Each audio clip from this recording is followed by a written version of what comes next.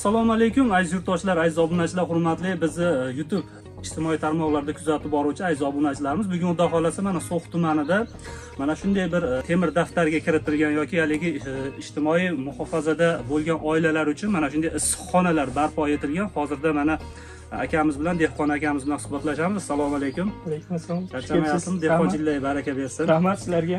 Bu issiqxonani olish tartibi bo'yicha ozgina suhbatlashsak-da, keyin bu yerga ekilgan mahsulotlar haqida. Bu yerga asosan limon ekilgan, limon, ko'k piyoz, chesnok. Bu asosan o'zi limonga ixtisoslashgan issiqxonalarimiz. Limonlarimiz o'sha voyaga yetgungacha tagidan unumli foydalanib, hozirda mana chesnok bilan ekib turibsiz. Necha sotik bu joyimiz? 5 sot. Ya'ni o'sha yer sathidan pastga 2 metr kovlangan. Ya'ni bu joylarimiz So'x tumanimiz aziz obunachilar bilasizlar, sovuq iqlim bo'lganligi uchun issiqxonalarimiz yer ostidan, ya'ni 2 metr pastlikda barpo qilingan. Yaxshi, bu endi limonlarimizda qanaqangi sortlari bu yerda? Mir sortlari. Tashkentskiy Mir deb nomlanadi. O'sha serhosil, bozorbop, 3 yoshli hosilga Xudo xolasa keyingi yildan hosilga kiradi.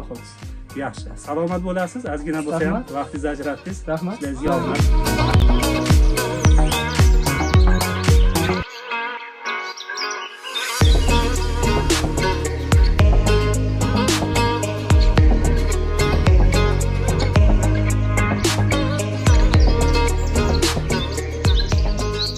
Asosan bizda 1230 gektar tuman bo'yicha jami bog'imiz bo'lsa, undan 600 gektarga yaqini mana shunaqa olma bog'lar.